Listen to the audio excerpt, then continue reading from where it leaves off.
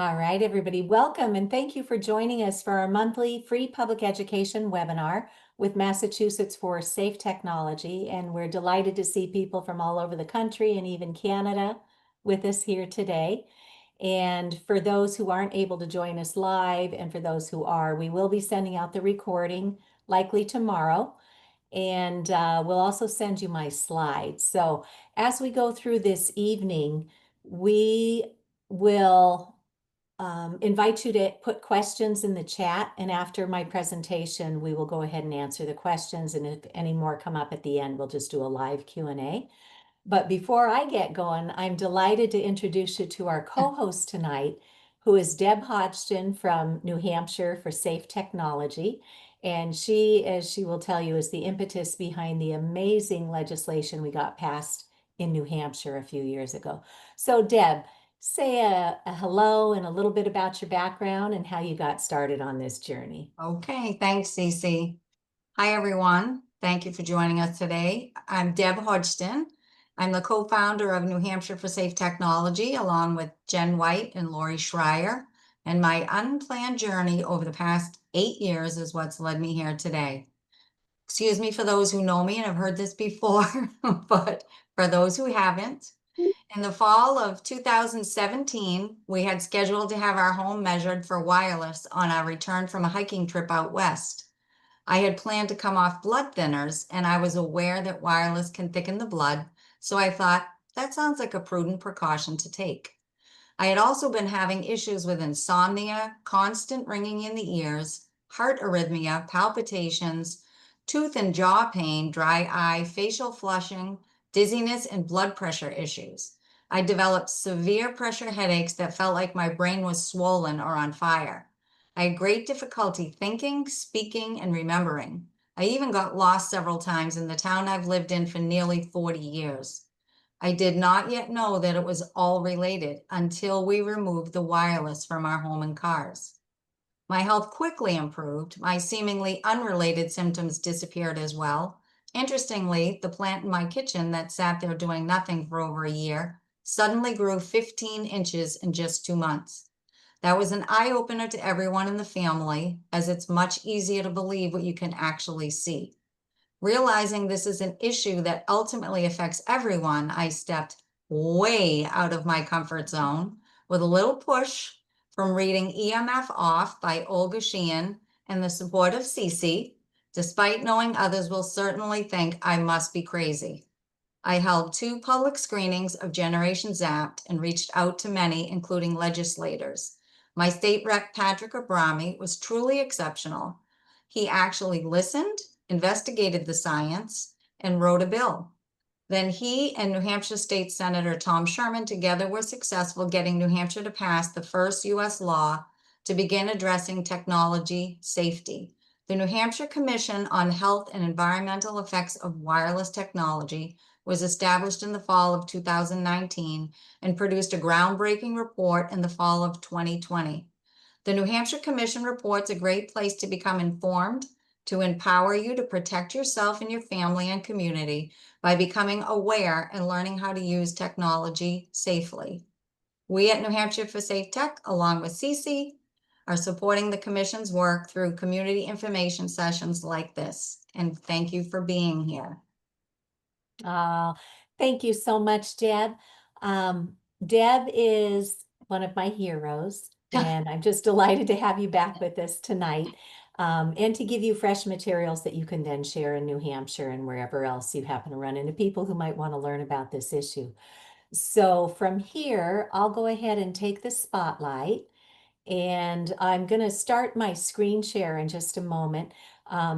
As I said earlier, we're recording this. We'll send out the video and my slides tomorrow. And anything in my slides with the blue underline is an active link to help you get down to the facts quickly. It took me years to piece together what this issue is. So in about 2 hours tonight, we hope to connect the dots for you, make it easier for you to come up to speed and get right to the sources of information. We like to say, don't take our word on any of this. Take a look for yourself at what the science and the medical doctors are trying to tell us, and then decide what you want to do from there. And the good news is we're going to teach you a lot of baby steps to help make your own living situation safer. And then if you find the courage to help your community be safer as well. So we will have the chat open. We like to keep the chat relatively quiet so that people can focus on what's happening in the actual presentation. But if you do have questions, please do drop them off in the chat. And at the end of the presentation, we will field those questions and then open it up for any live questions that people may have. All right, so here we go.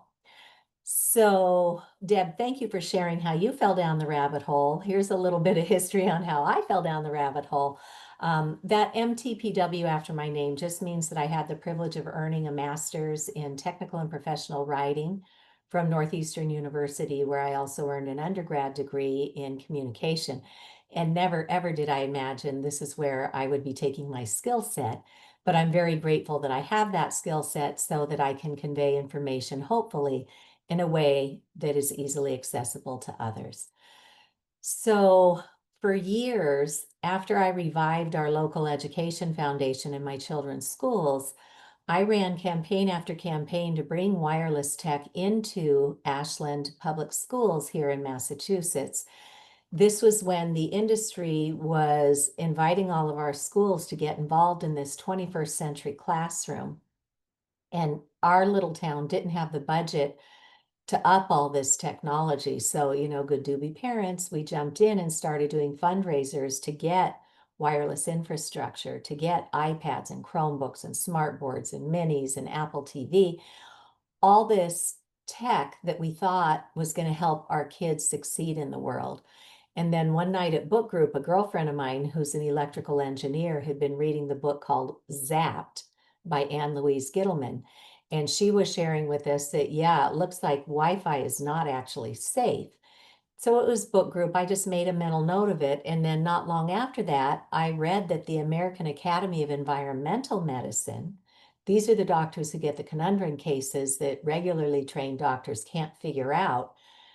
This group of environmental doctors put out a position statement in 2012 asking our school superintendents not to allow wireless technology into the schools. And I was like, wow, what is this? And so then I thought, is there any science? And I didn't have to look far. I just had to know to look for science on this. And I literally found thousands of peer-reviewed studies all over the world showing extensive harm. And we're going to walk you through the science on this today. So I raised my hand at my schools and said, guys, I think we got a problem here. And it was not an easy conversation to have because by then, for a couple of years, the industry had really been pushing in this 21st century classroom, making sweetheart deals at the state level to get the introductory technology in. And from a marketing standpoint, it was brilliant because they know once you have a child as a consumer, quite often you get to keep them for life. And their goal was to get a one-to-one device in the hands of every child. And look what happened in the pandemic. We literally issued every student a wireless tablet to go home and access their education with not one shred of safety training. So it was not an easy conversation way back in 2014 to have, but ultimately when my school committee looked at the science, they looked to see who the top lobbyists were up in DC, and the top 10 list is riddled with high tech, with the energy industry, with the wireless industry, telecom. And so they were starting to piece together that maybe there's some pretty serious conflicts of interest up at our federal level. And then a few other things happened that we're going to walk you through in just a moment. But anyway, we became the first in the United States to even adopt best practices for mobile devices and put this little sign on display in our classrooms: turn off wireless devices when not in use. Don't let them sit there pulsating. Turn the Wi-Fi on, those wireless access points. Only turn them on when needed. Don't let those sit there pulsating the children and the teachers all day long. And always place a mobile device on a solid surface, not on your body. And so we became the first in the nation to even have information about this available.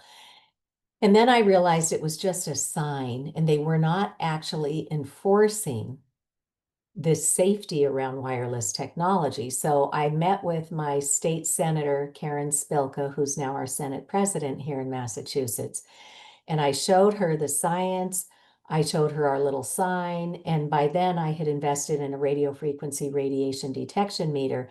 And I showed her all this radiation that was coming off of her cell phone and her district director's laptop. And both devices went right off the charts. And they're looking at me, like we all have that deer in a headlight look when we first learn about this.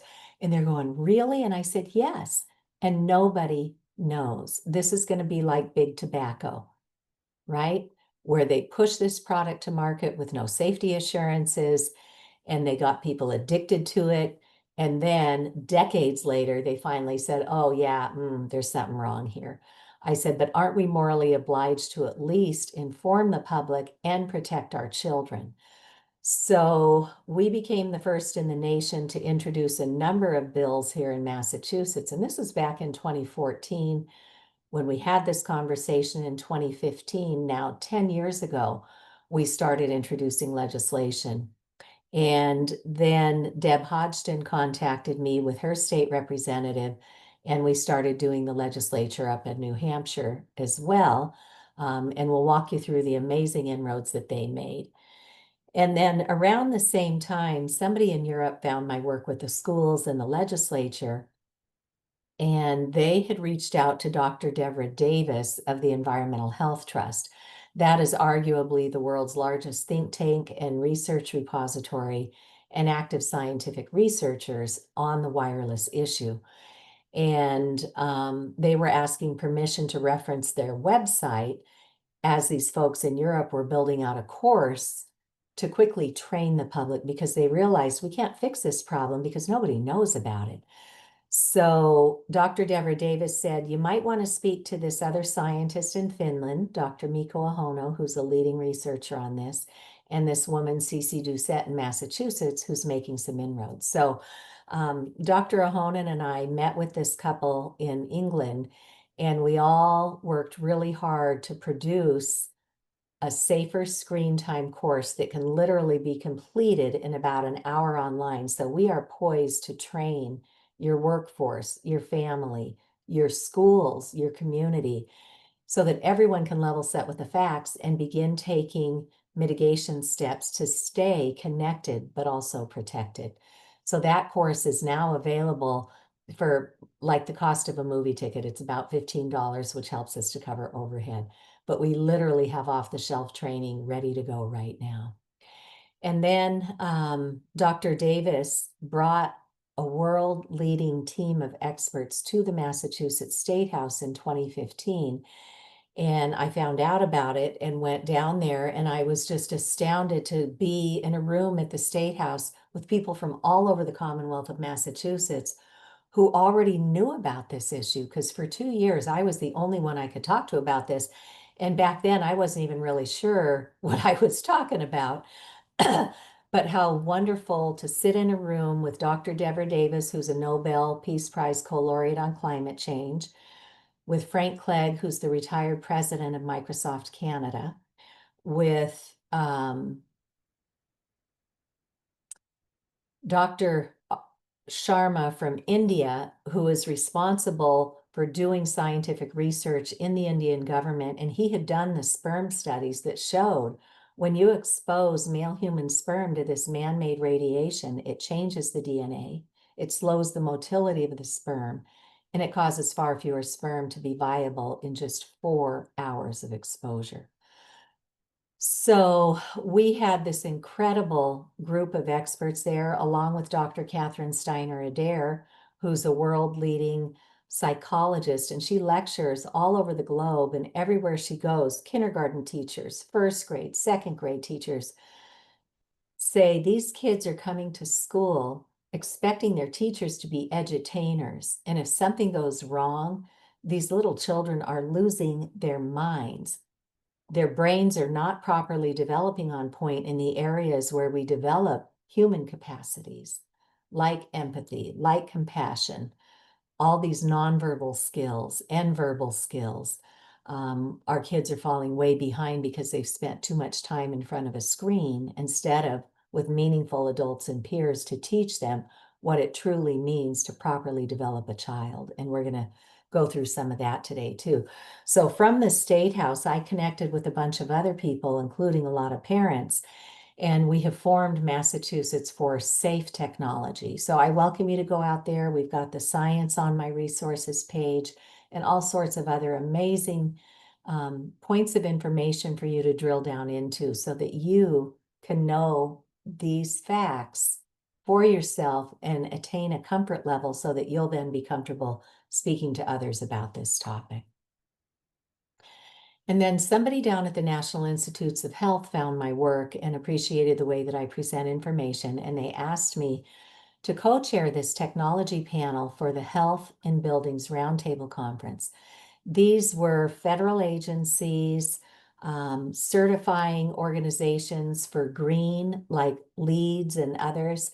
There were urban planners, there were hospital administrators, there were journalists, many from all over the industries that tie into what does make a healthy building. And many of them, for the first time, were learning from us about wireless radiation and the need to mitigate it. And so I was so honored to be able to build out a panel to educate. And I invited Frank Clegg, the retired president of Microsoft Canada, because when he retired, he was visited by some of the world leading scientists on this. And he had been building out this technology for 30 years in his career. And then he went and sought out a dozen experts from all over the world. And he came back and said, our Federal Communication Commission's guidelines are not protective in the United States. Canada's Safety Code 6 regulations are not protective of health and the environment. So Frank Clegg, bless him, he should just be enjoying his hard-earned cushy retirement as the president of Microsoft Canada, but he still gives his time to educate people about wireless risks and what we should be doing about it. We also had Dr. Martin Pall on our panel, that's Pall, and Dr. Martin Pall is one of the world's leading scientists, and he walked us through the mechanisms of harm. What is this radiation biologically doing to our body? We also had Theodora Scarrato, who at the time was the executive director of the Environmental Health Trust that Dr. Deborah Davis founded. And we also had Peter Sullivan join our panel. Now, I first discovered Peter's work through a lecture that he was giving online. And Peter had been a fighter pilot back in his earlier days, you know, like Top Gun. So he was up there with the Earth's really high exposures of natural electromagnetic fields in an airplane that was equipped with radar on the outside, sitting up against all these instrumentation panels that have radio frequency radiation pulsating to keep in communication down at the land level. So Peter had been exposed to a lot of radiation as a fighter pilot.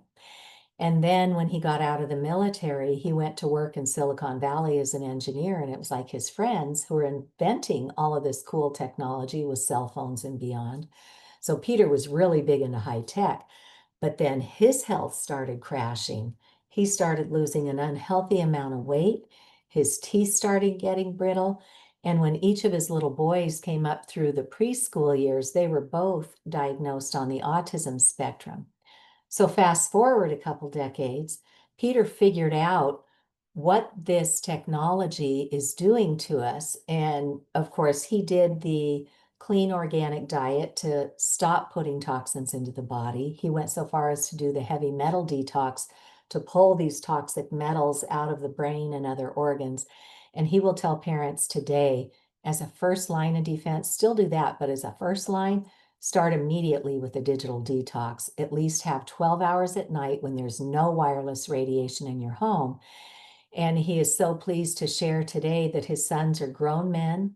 They both went through college. They are successful, contributing members of society, and neither of his boys are on the autism spectrum any longer. And when I heard that, I was like, wow, I didn't even know that was an option. But Peter taught me that there's something called de novo mutations, which means it didn't come from mom's bloodline, it didn't come from dad's bloodline, it came from somewhere in the environment. So when we learn to clean up the environment, we see incredible inroads in people's health. Um, and we don't want to ever overpromise. Every body is physiologically different, so every body is going to respond differently to environmental exposures. But there are huge health gains being made every day by people who learn about this, find the courage to start taking baby steps, and it won't cost you anything to just turn devices off for starters. So I like to share this link to the Health and Buildings Roundtable Conference because we were held to about 8 minutes each. So you will hear from captains of industry and world leading scientists on this issue. So it's a highly credible resource to share. And then one of the major gaps we had is we could tell that so many people were showing symptoms of this illness, and there was no way to help them through the medical system because doctors had not yet been trained on this. So, with great thanks to Dr. Lynn Patrick, in 2019, we had the first EMF medical conference. And then Elizabeth Kelly, who holds a master's in public health, and helped the Americans with Disabilities Act recognize that this is indeed a biological effect. Libby Kelly put this conference together in 2021, and we brought together world leading doctors, scientists, building biologists, attorneys, and I was honored to speak at the conference on state and local policy. For 2 years, there were 24.5 continuing education credits for doctors and nurses. And now that the accreditation period has expired, Libby has taken the entire conference, all the recordings of the lectures, the discussion panels, and the bonus materials from the conference, and put it online. So anybody, meaning you, your doctors, your nurses, your dentists, your therapists, your alternative care practitioners, anybody in the world who speaks English can go take this conference on their own time at no charge. You can slot in a 20-minute lecture on your calendar here, an hour there, and learn from world-leading experts. And although the conference was recorded during the pandemic in 2021, everything is still highly pertinent today. So we are a decade further than when I fell down the rabbit hole, and we just have all the resources we need today to address this issue. And we're going to lay out so many great inroads for you today and invite you to share this with others. So I have also become an ambassador with a group of parents on an organization called Screen Strong, and they are part of the backbone that is working across the nation to get cell phones out of the classroom and to have a bell-to-bell cell phone ban. So there are other parents working on additional angles because we've been on this all Wi-Fi all the time honeymoon, and it has led us down some pretty dark alleys. And now we're starting to swing the pendulum back to the center.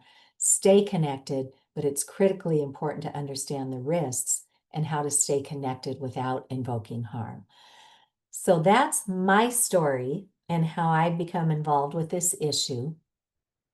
So what we're going to do today is go through an overview of the technology impacts and what it's doing to childhood development, digital dependency, and then we'll talk about what these radiation illnesses are. And then we'll give you tools to regain a healthier balance. And just remember, there is always hope. Every day we get to get up and make choices on how we integrate ourselves into our world and how we integrate technology into our lives. So there's always hope. We'll teach you what baby steps to take. And then we'll talk a little bit about maybe plucking up the courage to do a tech Sabbath and starting some new habits in our lives. So here's what a child truly needs for proper development. They need 4 things. They need to move. They should not be sitting behind a screen. They need to be in touch, tactile stimulation from their environment. They gather so much information through touch with each other, with loved ones, with the natural environment. They need that human connection to learn all those nonverbal skills, all the verbal skills, all the eye contact that so many children are suffering at a loss for today.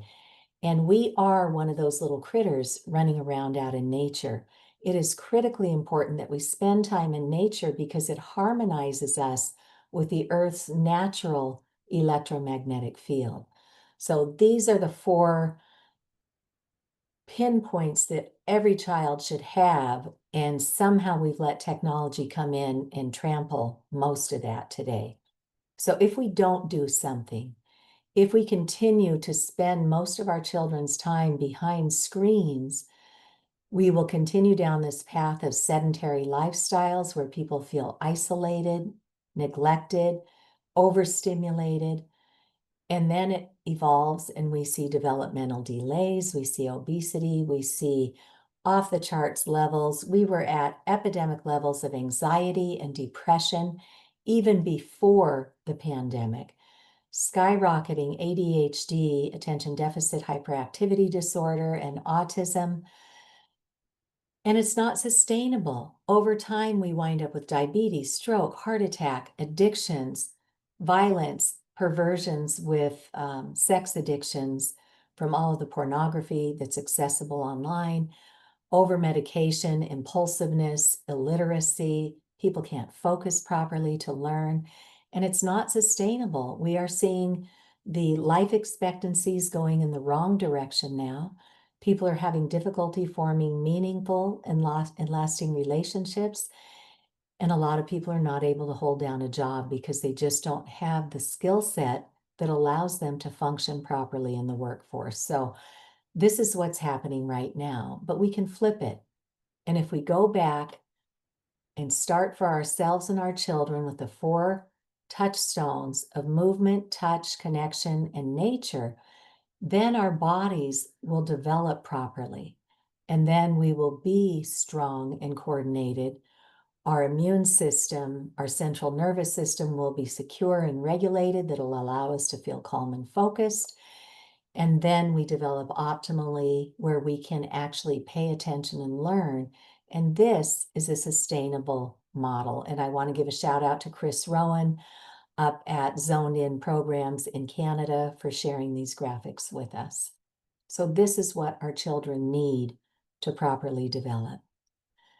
And as we know, this digital addiction or digital dependency is just climbing because we are overstimulating the pleasure centers of the brain so that we want more and more of that. It's leading to poorer academic performance, and it's impairing the actual development of the brain in the areas where we would normally develop appropriate communication skills, empathy, creativity, learning how to problem solve, learning how to control ourselves, learning how to focus.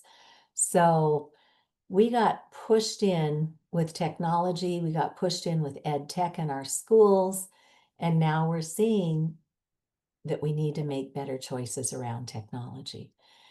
And even the fine motor skills, when you're just swiping on a screen, we're not developing all those hand to eye to brain coordinations that we once developed. And then when we're sedentary, we now have an epidemic of obesity, even among children. And then one of our colleagues is Dr. Holly Grow down in Louisiana, and Dr. Grow is a corneal surgeon, and she taught us that we are now seeing an epidemic of myopia because in the natural world, we are meant to be scanning the horizon for predators all the time, so that keeps the shape of our eyeball what it's meant to be. Now that we're spending so much time in the shallows of a screen, it is physiologically changing the shape of our eyeballs. So we see a lot more children and adults developing myopia, needing to have eyeglasses when ordinarily they wouldn't need that. So yeah, we've done ourselves a big disservice when we allowed industry to get in. And as Dr. Jonathan Haidt out of New York University, he's a social psychologist, he came out with this book called The Anxious Generation last year. And he talks about how the great rewiring of childhood is causing this epidemic of mental illness. So he says, back around 2012, when we started handing kids smartphones, we started building blocks for harm. Social deprivation, spiritual degradation, sleep deprivation, attention fragmentation, and addiction dependence. So we know study after study after study that this is not doing a service to us or our children. And he makes 4 recommendations: no smartphones at all before high school, no social media before 16 years old. These kids need to be living in the real world to develop as proper humans. And we need to have these phone-free schools to free up the students' attention to focus on their studies and to develop relationships with their peers and their teachers. And with great thanks to him, our schools, many of them, are feeling empowered now, and the parents are feeling empowered to ask for no cell phones, bell to bell, in our schools. And that includes the wearables and other personal devices that people may have. And this one is really important. Our kids need to figure it out for themselves. They don't need helicopter parents. They don't need snowplow parents that just clear the path for their kids. They need to develop resiliency, and they need to learn how to problem solve and do conflict resolution with other children. So our kids need a lot more unsupervised play. We do, of course, want to keep them safe, but they need to be able to wander the neighborhood. They need to be able to get out there and make decisions moment by moment for themselves to develop properly. And then if you suspect that your kid has gone down or your grandchild is starting to show a lot of bad symptoms around this, there are excellent resources, and this is one of them from Dr. Victoria Dunkley. She's a child psychologist, and she has developed this 4-week plan to end meltdowns, to raise the kids' grades back up so they can focus again, boost their social skills by reversing the effects of what she coined electronic screen time syndrome. And so I just want to back up to this real quick. So she has this 4-week plan. In the first week, the parents really come up to speed on this, and they set plans for how they're going to detox their children from technology. And then they inform everybody around the child, listen, don't let my child come to your house and get their fix on a computer or a tablet or a cell phone or a wearable or gaming device. We're really trying to help our kid here. So you educate everybody the first week, you come up with a plan of what the child will actually do, including downtime, where they have to just sit and do nothing and think for themselves and go into imaginative play and develop all of that, that stimulation in the brain to properly develop the brain.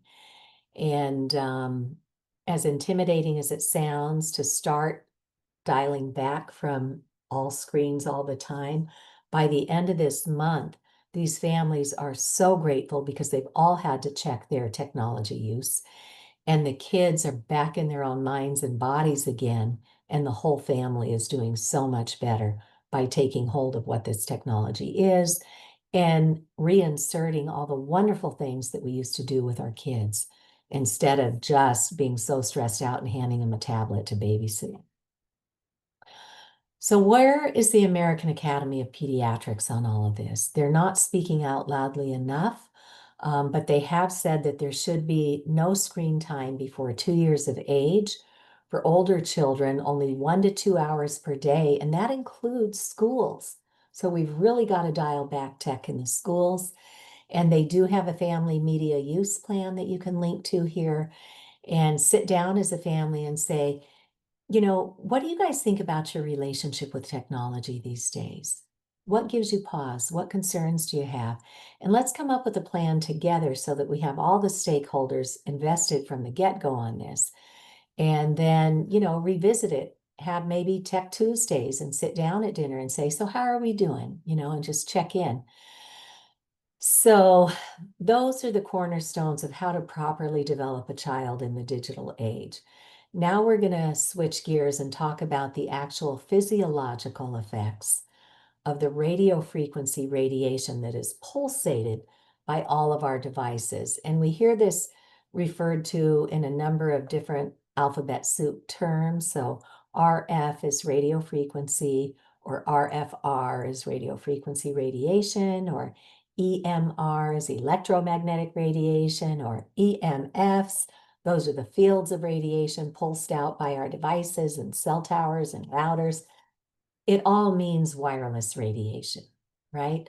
So those are a lot of the acronyms. Today, there is a movement afoot internationally to come up with one term to refer to the sicknesses that come with this, and it's called EMR syndrome, or electromagnetic radiation syndrome. So let's learn about that for a little bit. We're going to give you a demonstration of what the radiation looks like, and we're also going to walk you through the legal fine print that sits right in our devices. We're going to explore a little bit about what these radio frequencies are, what the science is telling us, where these exposures exist. We're going to talk a little bit about, well, if it's this bad, why don't we know? That was my burning question. And most importantly, we're going to lead you to solutions so that you can feel empowered to take charge of your technology and maybe just start with one baby step today. Get that nailed down and then come back and learn a little bit more. So we do have people who come back time and again to our webinars, and we invite you back as many times as you want. Come ask more questions, digest a little, make a change, digest a little more, make another change. So this is what got my school to become the first in the United States to even have our little sign with best practices for mobile devices, right? Turn these things off when we're not using them. So for anybody who's with us, if you have an iPhone, I invite you to take it out right now and go into settings. Now, the legal fine print that we're going to look at is available in all of our devices in the RF exposure area, but I know exactly where it is in an iPhone. So our friends at the Environmental Health Trust have a web page that you can look at that talks about see the fine print. You know, like the iPads had a disclaimer in it that said, these can cause seizures and blackouts and eye strains. And I know of children in my neighboring towns who had their first seizures while actually using an iPad. So we have been warned in the fine print for a long time. So from settings in an iPhone, scroll down just a bit and hit general, and then go all the way down to legal and regulatory and hit that. And then on the next screen, about 4 down from the top, you'll see RF exposure. So it's general, legal, and regulatory, and then RF exposure. And when we read that legal fine print, it tells us a couple important things. At the bottom of the first really big paragraph, it says they tested this device at a distance from the body. So if you're using it the way they give it to us, you don't have a distance. You're holding it in your hand. You're tucking it in your bra or your shirt pocket or your suit pocket. You're putting it in your waistband. You're tucking it in your back pocket right up against our bodies. And that is exceeding the Federal Communications Commission's guidelines for public radiation exposure.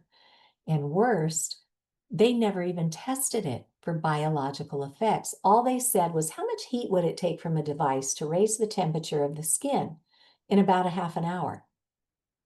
Well, that has nothing to do with the way technology has developed today. The sciences we'll look at is showing you don't have to have heat to have harm. So our government and the industry have set these radiation limits way up here based only on heat. But at the non-thermal, non-ionizing level, we are getting spiked erratic pulsations of microwaves at hundreds of thousands of times below that federal government limit. And we are seeing a lot of injury happening. So what they also don't tell us in this fine print is that for all the different services they've given us, like cellular and data, and Bluetooth, and Wi-Fi, and locator, and hotspot, and 5G, there's a multitude of separate antennas for each one of these services mounted in your device. And each one is separately pulsating radiation going, here I am, where are you? Here I am, where are you? To make these handshakes with the nearest cell tower or router. And once we know that every single antenna is separately pulsating us, then it's just common sense to go, well, gee, maybe I just go into my settings and turn all those antennas off, put airplane mode on, turn off the Wi-Fi, turn off the Bluetooth when we're not using it, and that will reduce our exposures exponentially. But hey, they're good guys, right? So you look down another paragraph or two in the legal fine print, and it says to reduce your exposure, basically, once you know, don't touch it. They say use a hands-free option like the speakerphone or a headset. I'm going to pause my screen share for just a moment and just give assurances that for everything we've broken, there are solutions today. And so for the headsets, I think by now you're probably piecing together that, gee, maybe it's not a great idea to put earbuds up to our brain because it's a microwave transmitter on both sides of our brain that's sending signal this way, but it's also sending signal to wherever you've tucked your device in. So it's really a bad idea, but we do have things to help. So instead of using earbuds or a regular wired headset, one of the properties of this microwave radiation is it amplifies around metal. So if you plug a wire into a radiating device and then plug the other end into your brain, the radiation's like, woohoo, party right on up to the brain, right? And that's not great. We are seeing definite increases in glioblastoma, brain tumors, acoustic neuromas, thyroid cancers, and more. So if you need a headset, look for something called a hollow tube or an air tube headset. Notice there's no metal, just rubber tips. You hang these over your ears and then plug it into your head. And then there's these little ferrite beads that break the radiation coming up the wire so that there's nothing going directly into your brain. And then it's got the acoustic controls for muting and volume and stuff. And then it's got a nice long cord so you can set the radiating cell phone or tablet or whatever you've got far away from your body to create some distance. So again, this is called a hollow tube or an air tube headset. And at the end of the presentation, we'll give you some links to some trusted resources where you can get some of this. But what I also want to do while I've taken a break from the slides is give you a demonstration of this radiation because I had a really hard time getting my head around this invisible toxin. How do we even know if we're being exposed? And then I learned that there are radio frequency radiation detection meters. And the one that I'll show you was recommended at the EMF medical conference. So this is called the Safe and Sound Pro 2 broadband radio frequency radiation detection meter. So the Safe and Sound Pro 2 is about $400. There is like a baby sister one of these that's around the less than $200 mark. I use this one because when I'm teaching with it, when I turn it on, it will give me a digital display readout of the actual measurements of the radiation in my environment. And in the scientific literature, the goal for our indoor environments, and especially our sleeping areas, is to be at 10 or less. And the unit of measurement is something called a microwatt per square meter. So that means in 3 feet of air, how much radiation? So we want to be at 10 microwatts or less. And, when I first fell down this rabbit hole, I had decked cordless phones all over my house. We all had our laptops. We had our wireless keyboards and mice, my wireless printer. All of these are pulsating this radiation. So one by one, I figured it out. I watched a lot of videos on YouTube from experts, and I learned what I needed to learn and finally stopped circling my tail and step up. And I went, girl, you are the mom. Isn't it your job to keep your family safe? So I finally did. And right now in my home, it's the middle number that we're wanting to look at. That's the maximum spike of radiation because it's that spike that is damaging our biological circuitry here. So right now, I am at a 3, and I want to take my cell phone out of airplane mode and turn on the antennas. I keep my cell phone in airplane mode as a rule. And I'm not doing anything, but the antennas are coming online. You can see here the cellular and data, the Bluetooth, the Wi-Fi, and look at it went from green to screaming red. And without even, I'm going to go back into airplane mode and we can watch it dissipate through the air and it'll come back down to the green. So this meter allows me to look at the actual reading. We were at 3 microwatts per square meter, and we just topped out this meter at 3,180,000 microwatts. 3 million, and we want to be at 10 or less, not 10,000, just 10. So now imagine, what have we done when we put our children into a classroom with 20 or 30 devices going at once that are going out like a pebble in a pond, and all this cumulative exposure is happening, and we wonder why so many kids are sick today. So it's not rocket science to fix this, turn off the antennas when you're not using them and only turn on the one you need for the shortest amount of time. And then on the back of your router, there are Ethernet ports. All you have to do is run Ethernet cables to wherever you use your technology most, plug in with adapters. If you need to buy an adapter, they're only 20 or 30 bucks. It won't break the bank for most people. And then you go into settings and you turn it off. The antennas for Bluetooth, Wi-Fi, cellular, data, hotspot, 5G, turn them all off, and only turn on the one for the shortest amount of time when you're on the go. But when you're not on the go, you will have a screaming fast signal when you hardwire again. Far more reliable. Your data's not flying out through the air to be easily hacked. Your privacy and security are so much better through a wire, but we've just been sold on all Wi-Fi all the time. And most of us have more than one device we'd like to connect today. So you can get something called an Ethernet switch. It's just a little box that's like an extension box for electronics. Just plug in a main cable from your router, turn off the antennas in your devices, and then just plug in each one of your devices.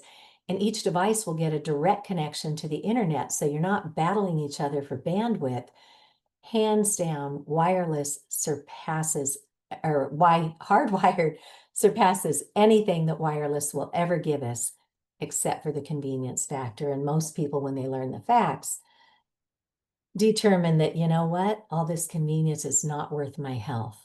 So let's now go back to my screen share and just know that we became the first in the nation to work with my public library to put a radio frequency detection meter on loan in our public libraries. And now people around the country and elsewhere have thought, wow, that's a pretty cool idea. And so now they're talking to their libraries about putting one of these meters on loan. And it's not even a hard sell anymore, because libraries are having to reinvent themselves. And most of our libraries today have a library of things collection. They might already have an air quality meter on loan. They might have a metal detector on loan. So they do puzzles and games, all sorts of things to loan out to the community. So you can ask your library if they can budget $400 to get one of these meters to put on loan. And if they don't have funding or would like partial help with that, contact the Environmental Health Trust. They have a grant fund going through November that if a library contacts them, it can't be you and I, it needs to be a library representative. If the library contacts them, they can get them a very deep discount on this Safe and Sound Pro 2 meter. And there's also a new one that has come to market that captures some additional frequency ranges that 5G or fifth generation technology is using up in the gigahertz ranges. So just know there are solutions at every turn. So what is wireless radiation exactly? And why should we care? What happened when we went from corded telecommunications to all of this wireless stuff?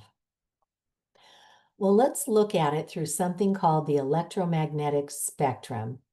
Electromagnetic fields have existed on our planet forever, and there was a wonderful scientist named Schumann, and Schumann figured out that the Earth pulses a natural, lovely healing energy every 7.83 times per second. 7.83 times per second is Schumann's resonance, and that's what every living thing on the planet is meant to be connected to, including the birds, the bees, the trees, and you and I. But now we walk around with rubber-soled shoes and these petroleum products like rubber and plastic and the petrolatum product that's used in blacktop Those all block the Earth's electrons that coming up. Cement doesn't. That's basically just sand and water. So you can still get the electrons through stone, through concrete, through grass, through the high water content portions of a tree like the pine needles or the leaves. As soon as you connect to that, you are instantly grounded to the Earth and this beautiful healing electromagnetic pulse that comes at us at 7.83 times a second or 7.83 hertz. And then what we do when we got so fancy with digital technology, we started pulsating ourselves with man-made radiation in the megahertz range. Megahertz means 1 million times per second. We are getting jackhammered with this spike pulse of microwave radiation. And now with 5G, we're moving a lot into the gigahertz range, which is 1 billion times per second that we're getting hammered with microwaves. How they can fit a million or a billion of anything into 1 second is way beyond my comprehension, but here we are. And so if we look at the electromagnetic spectrum, the industry and the FCC have said, well, this man-made stuff is not ionizing, so it's not breaking the atom, and so it can't really be harming us. But it's not true. You don't have to have ionization to have harm. And we're going to look at all the science that shows that non-thermal, low-level, non-ionizing radiation is extremely destructive. And Dr. Martin Blank was one of the world's leading scientists on this at Columbia University, and he published this book called Overpowered.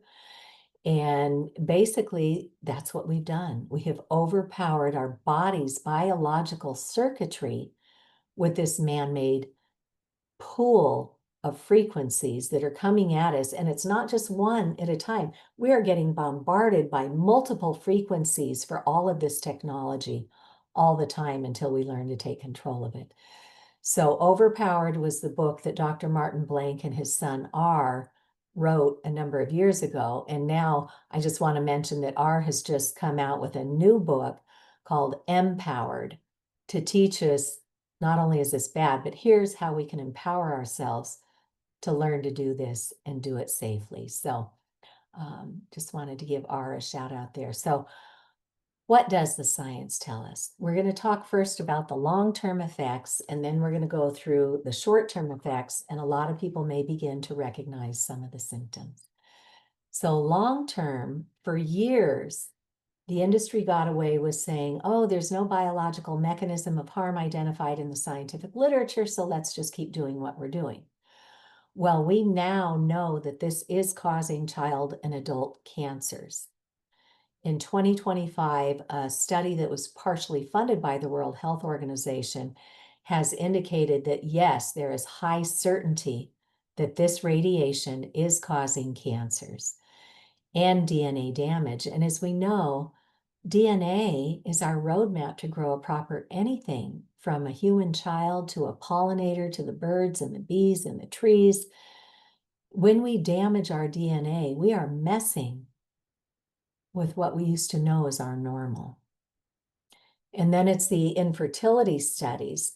But let me back up just a little bit. So in addition to this 2025 cancer study here, they based that assessment largely off of other studies that have been done over the years, like our own government at the U.S. National Toxicology Program, which used to be the gold standard for toxics research in the world. And I know our Department of Health and Human Services is trying to get back to the US being among the gold standards in the world.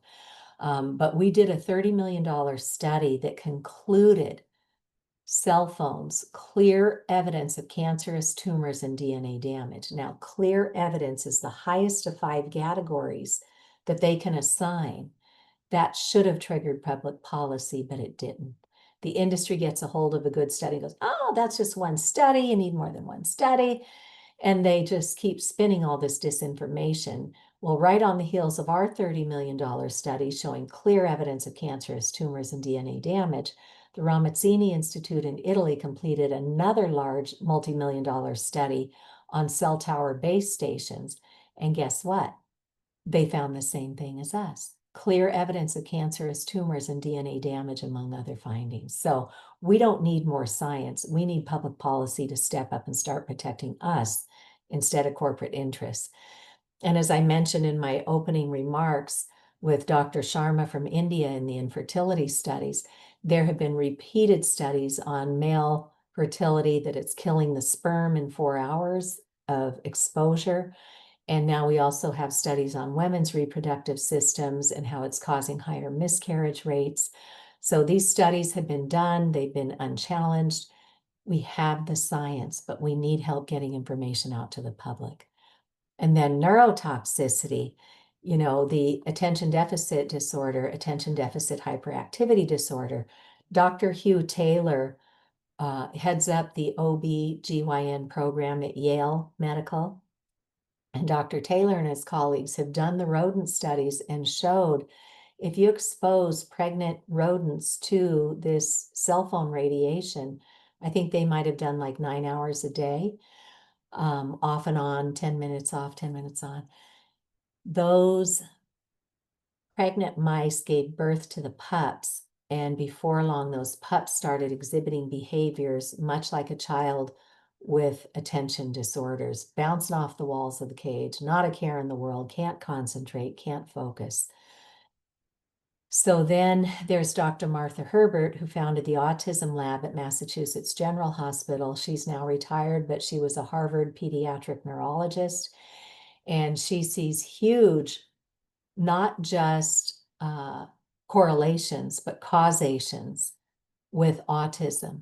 We cannot continue to pollute the environment of the brain with toxic chemicals and radio frequency microwaves and expect that our children are going to be able to survive this in fine form. Alzheimer's disease, Dr. Martin Pall has culled the science, and where we used to have Alzheimer's hit people in their 80s or 90s, we started seeing it in their 70s, 60s, 50s, 40s, 30s, and even in some rare cases, it's now hitting people in their 20s. So again, we cannot continue to pollute the environment of the brain and expect the outcomes that we once had. And one of the issues is that mainstream media is captured by the industries that promote all of these technologies. So it's really heartening when well-known groups start getting resources to put information out about the wireless radiation issue. And one of those groups that I knew as a mom was the Environmental Working Group, or EWG, because every year they put out fact sheets on pesticides and what foods are on the Dirty Dozen list and what they put on the Clean 15 list that you probably want to try buy organic on the Dirty Dozen, and then the commercially grown produce where you're not actually eating the part that gets sprayed, like, an avocado or an orange where you're going inside and eating it. So I already knew and respected their work, but they have gotten funding and they now have a PhD on staff, and they've been putting out fact sheets over the years. So know your audience. When we open our mouths and say, I think there's something wrong with wireless and health effects, the industry has conditioned everybody to go, oh, tinfoil hat conspiracy theorist, I don't need to listen to this. So that's what we're up against. So when somebody like the Environmental Working Group comes out with fact sheets to tell us that it's important to start protecting kids from wireless radiation in schools and at home, and then they have this other one on the effects of radio frequency radiation on the nervous system, all this neurotoxicity, that lends credibility. So know your audience and know which facts to put in front of the right people. And then with great thanks to Dr. Om Gandhi, he has been a researcher on this for years. He's done the modeling. When you give a child an active cell phone and they put it up to their head, on a 5-year-old, it is penetrating with microwaves almost the entire brain. On a 10-year-old child, because their skull is a little bit more developed, and as we grow and develop, we have less water content in the brain, and the microwaves, do their thing with water. So on a 10-year-old child, it's penetrating about 3/4 of the way through the brain. And on a fully formed adult with our fully formed skull, We're microwaving about a third of our brain, which is why we are very likely seeing many more of these glioblastoma brain tumors, the acoustic neuromas, the thyroid cancers, and so on. So children are not just little adults. They need our protections because they are physically still under construction. Their central nervous system, their immune system are all getting hit very hard by this microwave radiation.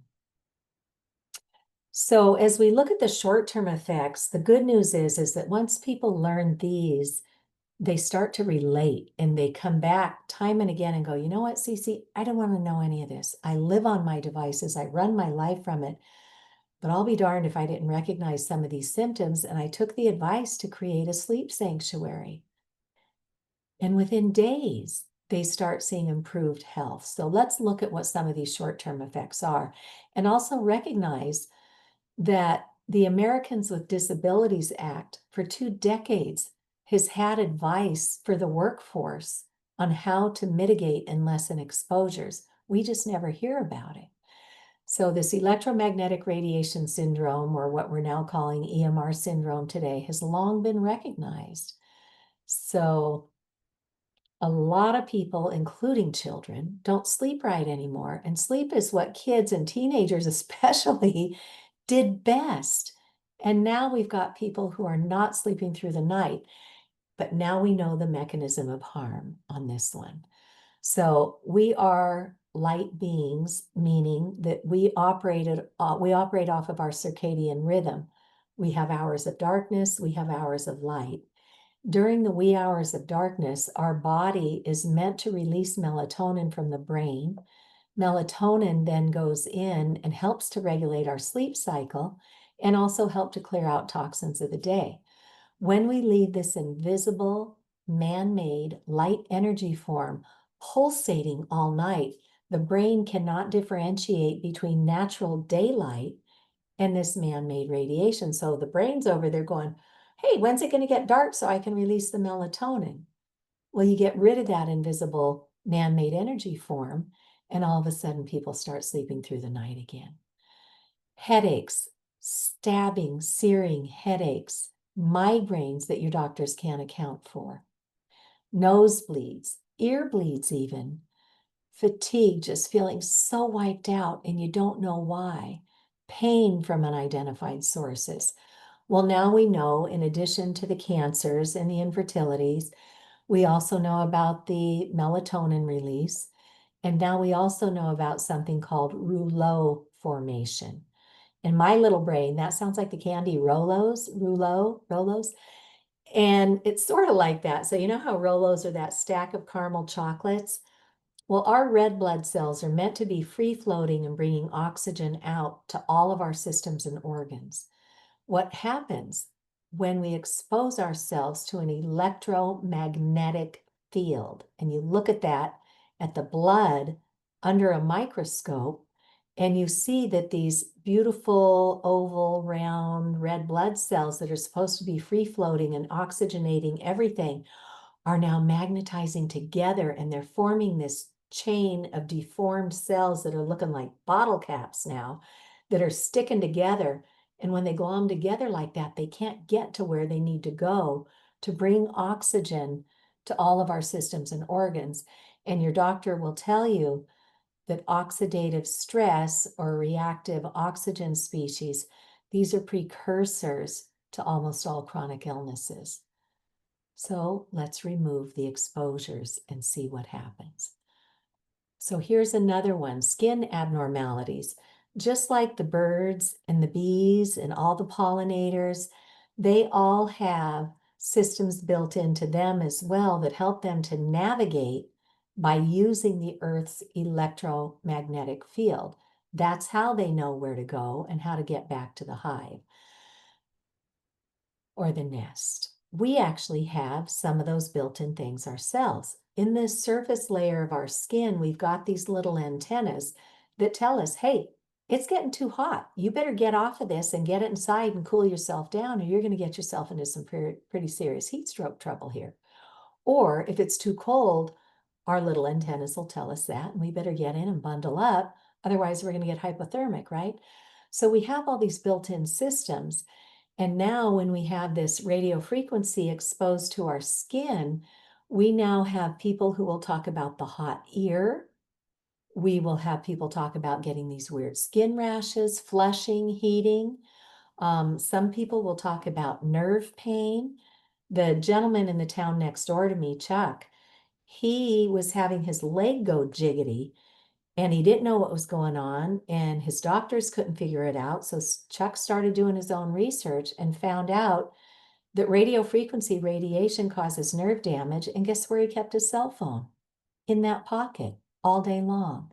Chuck removed the cell phone from his pocket, learned how to use it judiciously, and all of a sudden, within time, the nerve started to regenerate in his leg. So there's lots going on. And for years, the industry said there's no mechanism of harm identified, but now we know many different mechanisms of harm. And our big electrical organs, they have their own whispering of electrical pulses all day and all night to keep us running in top shape. Well, when we overpower ourselves with these man-made frequencies, we have people who are experiencing palpitations, arrhythmias. Some people will describe it like somebody's sitting on their chest with the pain, difficulty breathing, tachycardia, AFib. So we can't keep doing this and expect that we're going to feel just peachy keen. And then the cognitive impairment. It used to be we'd open the fridge and go, what did I come in here looking for? But now we have children with cognitive impairment. It's not just as we age. And then one of the hardest things to listen to at that EMF medical conference was when the doctors started telling us if we don't get ahead of this, biologically, we are damaging the gray matter and the white matter of the brain in the areas where we have executive function to make reasoned decisions. If we keep damaging the brain with microwaves, we are going to see many more of these societal outbursts like we've been seeing with the shootings. And here in the Boston major networks, when we came back from the pandemic, after we had given kids a Chromebook or an iPad to go home with for the entire pandemic, and we know many kids had unfettered access because mom and dad are trying to work. So, the kids just stayed plugged in because they were locked down. On 3 different school districts in the news, we were seeing report after report of these kids losing their minds and literally wailing on their classmates with the Chromebook because they could not modulate their own reactions and behaviors. So it's not if this happens. We are already seeing so much of this happening, and people are just scratching their heads because the tests that the doctors run keep coming up empty. And as I said, we are already at epidemic levels before the pandemic of anxiety and depression, and seeing suicidal ideation among adults and children like we've never seen before. So, we do our best to try and get word out. Some colleagues in France started the World Electromagnetic Radiation Sensitivity Day back in maybe like 6 or 7 years ago. Here in the US, we started doing a forum the last 3 or 4 years. So if you want to hear from actual people and what their experiences are, everyone was gracious to keep their testimonies to about 2 minutes so we could maximize the number of people in our hour or hour and a half presentation. But go listen to people and you might really recognize a lot of what's going on. But again, all of this is backed up by science. We're not making any of this up. So one of the first steps is to just start noticing, what have I adopted that's radiating around me? The industry is now forecasting that with 5G and the Internet of Things, they're selling it to us like this big miraculous toxin, that we're all going to have 200 devices wirelessly connected in our homes. That's what they're pushing for 5G and the Internet of Things. 200 devices simultaneously with multiple antennas radiating us. Smartphones, Bluetooth technologies, Wi-Fi with 3G, 4G, and 5G routers, all those cordless phones and wireless headsets, our tablets, our laptops, our printers, our mice, our keyboards, the gaming devices, virtual reality where you're putting a radiating device right up to your brain. Baby monitors, those cordless baby monitors should be nowhere near a baby as their DNA is developing. Smart hearing aids, they put Bluetooth antennas in those so you can sync them up to your cell phone to control the audio. Bad idea. And again, there are solutions to everything here. And all the wearables, put them in airplane mode. Don't turn the antennas on when they're connected to your body. If you want to sync up to your devices, take it off your body, go active for just a split second, send, upload, download, and then go right back into airplane mode. Everything on our devices that's on there is there to enjoy. The clock, the alarms, the trackers, anything you've downloaded on your device is there, but you just don't want to be radiating yourself and wearing these things. And then we start looking around us. What's going on outside of our homes and offices? In our schools and offices, they put these wireless access points on the ceiling. Industry has pushed these so hard. They want you to have one in every room. I have a cable show out in Worcester, Massachusetts called Tech Safe, and I interviewed a technologist in Ireland who was one of the first to put wireless in schools. And he said they've pushed it into every hallway, every classroom. You could actually cover an entire school building with just 2 or 3 of these access points situated far away from where the students and the teachers are spending their days. So these are overkill. The good news, though, is on the back side of these, there's 2 Ethernet ports. All you need to do is drop Ethernet cables down to task level and plug your devices in and turn off the antennas in the device and in this, because this is already hardwired to the school. It's just the antennas we need to disable.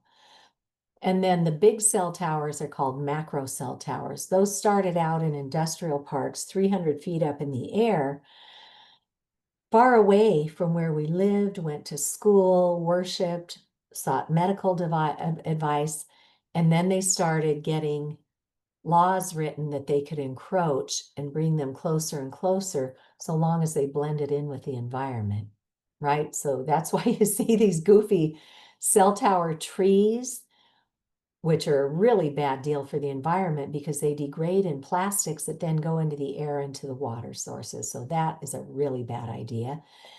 And then as they started bringing them closer, they're now pushing out more product, so they need more capacity, so they need more infrastructure. So we've been pushed into a vicious cycle. Oh, we need more because, hey, we all want 5G, don't we? Because they keep spinning up all these smart cities and super highways without telling us how sick it's making everybody. So there were the macro cell towers to start with. And now with 5G, they're using these smaller millimeter waves. So we started with 1G through 4G, these 4 generations of technology that were using these longer wavelengths that could penetrate floors and walls and ceilings and come into the buildings to connect with your devices. All that's left of this spectrum are these tiny little millimeter waves. And they're spinning it up as, you're going to have fast downloads and smart cities and super highways with 5G. But the kicker is these little millimeter waves can't travel very far. They can carry vast quantities of data, but they can't travel very far. So they get dysregulated by things in the way too, like buildings or leaves on trees or snowflakes or raindrops degrade the signal. So what does industry start doing? They start putting up 5G small cells every 2 to 12 houses inside our neighborhoods, at the curb and our public access way, right at bedroom height to capture your signal. So 5G doesn't operate unto itself. It still needs the backbone of those longer wavelengths to bring the signal down, and then they want to use 5G and beamform all that radiation from the millimeter waves right at your device, and it's going to go through anything in the way, meaning you and I and our children and the birds and the bees and the trees. So 5G is a really bad idea that industry is pushing frantically before anything can be done. And here's another one where the industry had their way with us without us even realizing it. When I was a little kid, I'm one of 10 children, and so when we played hide and seek, you could be hiding for a while. So I'd be hiding in the bushes and I'd keep myself busy looking at the little dials going around on the utility meters for gas, water, electric, and today we have solar, maybe propane. But those little dials went around on these analog meters that were just strictly mechanical devices. They didn't have to be replaced, but every 40 or 50 years. And there was somebody who was paid to walk the neighborhood, get your reading, and that's how you got your bill. And then industry started pushing the digital technology and said, hey, we can save your town some money and do this electronically and send data and signals through the air, and then you won't have to pay a walker to come and get the readings every month. So what town wouldn't want to buy into that? Well, they didn't tell us that these microwaves or these smart meters or digital meters are pulsating microwave radiation all day and all night. And when the smart meters go in, a lot of people get very, very sick. So that's another community level infrastructure that's done us wrong. And now they're putting all these beamforming satellites all over by the thousands up above us that are beamforming down to connect with our devices here on the land. So we are experiencing levels of electropollution like we have never seen before.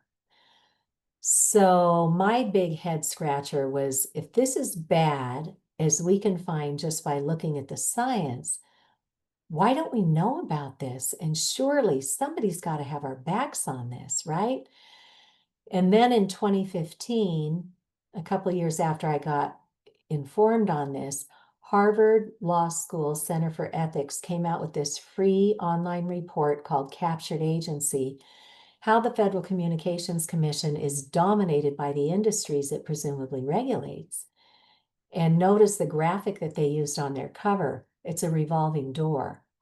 And that's what many of our federal agencies had become. It used to be back in the day that scientists would do their work and set public policy based on what was good for public health and safety. And then little by little, industry got in there and took over leadership of the Federal Communications Commission, the Food and Drug Administration, the Environmental Protection Agency, the Centers for Disease Control and Prevention, and more. So when I read Captured Agency, I was like, oh, so there is nobody protecting us at the federal level. And that's part of where I decided that I want to try and help my family and my community. So this media capture goes on at all levels. At Massachusetts for Safe Technology, which is my logo behind my head there, I have a news page, and as things happen in Massachusetts, we post all of the, like the cable shows, the news outlets, because when we open this conversation, people are going tinfoil hat conspiracy theorists, but you can say, hey, look, I know this may be the first time you're hearing about this, but look at all these communities in Massachusetts that are working really hard on this already. And so it just helps to lend credibility. So we try to keep that up to date as things happen in Massachusetts. And then remember that $30 million study I mentioned that our National Toxicology Program completed that found clear evidence of cancerous tumors and DNA damage? Well, that was commissioned by the Food and Drug Administration 2 decades ago. And at the end of the day, when they found clear evidence of harm, that should have triggered public policy. But the gentleman at the time who was in charge of that study, he wasn't there in the beginning when the real scientists were doing the real good work. He was there at the end. And instead of invoking public policy, he went over to his friends at the Federal Communications Commission and said, we don't really believe that study. Let's stick with those 1996 guidelines based only on heat that completely ignore all the non-thermal science. Well, one might ask, what would ever possess Dr. Jeffrey Shuren to do that? So you go and you dig him up and look at his background, And you discover that he is married to a partner in a major law firm that represents big everybody, big Wi-Fi, big telecom, big agri, big pharma, big food. And so there are conflicts of interest at all levels, including the World Health Organization. They have two groups at the who look into the biological effects of man-made radiation. One of them is completely driven by industry, and they keep getting the megaphone up there. So because of these big studies that were done that, showed the rodent studies are showing cancer, we knew enough back in 2011 that the World Health Organization classified this as a group 2B possible human carcinogen. And what we were missing at that time were the rodent studies. Now that the rodent studies are done showing clear evidence of harm, the World Health Organization has reopened their investigation, but it looks like the industry has captured that investigation too. And so it goes all the way up to the World Health Organization, the United Nations. So people are still working on fixing that, but they stretch this out for decades while the industry parlays their toxic products. And we, as humans and as our environmental species, we take the brunt of it. So, we talked about the American Academy of Pediatrics, and they have their family plan, but they don't come right out and say, this is wireless radiation, keep it away from your kids. And when you look at that family media plan, look down here on the corner, who sponsored that? The industry, AT&T. They give these organizations heavy funding, and then the organizations back off of saying what actually needs to be said to protect our children. And they even captured the Girl Scouts. Ericsson, which is an industry leader, got them to do a 5G in the Internet of Things badge to get the little girls all lathered up about, oh, isn't this technology so great? They actually had a badge with activities for the kids to earn a 5G Internet of Things badge. And then when they redesigned the older girls' sashes, they put a pocket right on top of the girls' reproductive organs for a cell phone without any training to put that cell phone in full airplane mode before you stash it on your body. So it's bad. It goes all the way from local, all the way up through state and federal, and all the way up to our World Health Organization and the United Nations. But as I said early on, there is always hope, and we're going to now share with you the good news on what's happening behind the scenes to give us that hope to keep doing what we need to do to protect ourselves and our loved ones, and then our communities when we pluck up that kind of courage. So Martin Luther King Jr. framed this up beautifully for us. He said, when important changes finally happen in our society, it comes through three channels. One, the public learns about it and gets engaged, which is what we're hoping to inspire. Two, the courts eventually get involved and rule to protect the public and hold the guilty accountable. And three, public policy eventually gets enacted and catches up, in this case, to the science. And there's some really good inroads happening. I'll give you lots of links if you want to go explore anything, but I'll give you a quick overview right now. And then we'll talk about solutions, right?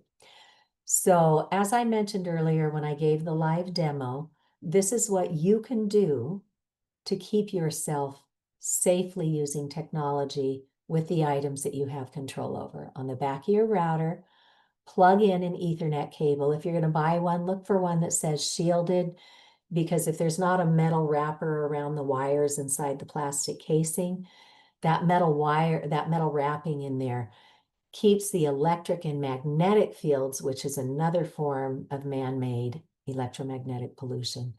It keeps them from pulsating into our living spaces from the walls like 6 or 8 feet. And some people are very sensitive to those low-level exposures too. So look for a shielded Ethernet cable, get a big long one and run it to wherever you use your technology in the house or your office. And then get an Ethernet switch. It's, again, just this little tiny thing. This is one that I use. It's got 5 ports on it. But you could get one for a classroom that has 20 or 30 ports on it. I have one down in my basement that does the whole house. It's got like 16 ports on it. This little one I have in my living room, and we just use it as a splitter to hook our devices up to. So you get separate little cables for each of your devices, figure out which adapter works for your device. And this goes for your cell phone as well as your tablets, your laptops, your PCs, all of it. Just hardwire everything back with cables. That's the first step. And if you go into the settings on your cell phone, you can literally forward your cell phone calls to your landline. Because remember, this is meant to be mobile technology. If you're not on the go, don't radiate yourself. When you are on the go, turn off all the antennas and only turn on the one you need for the shortest amount of time. And I know a lot of people got talked out of maintaining their landlines because why would you need a landline when you've got a cell phone? Well, this is why, because a cell phone is toxic. So for about 20 bucks a month, you can get your landline back. So hardwiring is the first step. The second step is to go into each device, including your router, and turn off each of the antennas. Now, as I mentioned earlier, all of these devices have multiple antennas. So if you don't have a meter to measure, you very well may miss some of it and think you're safe. And now you've got this false sense of security. And the effects of this exposure is cumulative over time. So you could be feeling dandy today, and tonight might be when your body just goes, I can't do it anymore. I'm hitting the tipping point and I can't keep you safe. Because one of the dirty little secrets the industry doesn't want you to know about is that your immune system has a finite amount of energy that's nicely calibrated to keep us upright and going every day. When we have this constant overload of man-made frequencies hitting us, a lot of people get to that tipping point, and there are certain classes of people who are especially vulnerable, including pregnant women because their immune system is doing double time, the fetus because it is rapidly growing and this is impacting DNA, and children whose systems are still under construction, as well as anybody with an existing health compromise. You're already down a quart, and this adds another body burden. And then the elderly, whose functions naturally begin to decline, this adds another body burden to it. So it's cumulative. So the wise will begin to take baby steps to hardwire, to turn off the antennas, and then to measure to make sure you got it all. So what's good? Start by turning off your Wi-Fi at night. Create a sleep sanctuary. And remember, everything on your device still works. Your alarm, your clock, your cameras, anything you've downloaded. It's not good for the eyes to be looking at little screens. You don't want to charge your devices anywhere near where you sleep because, again, off the wires, there's some dirty electricity and stuff that comes. So, maybe charge while you're in the shower and just leave it in full airplane mode at night. Good, create the sleep sanctuary. Better, turn everything off during the day. There are fabrics you can use if you can't hardwire for whatever reason. These shielding fabrics will allow you to knock out about 90% of the frequencies and still stay connected. So lots of great solutions.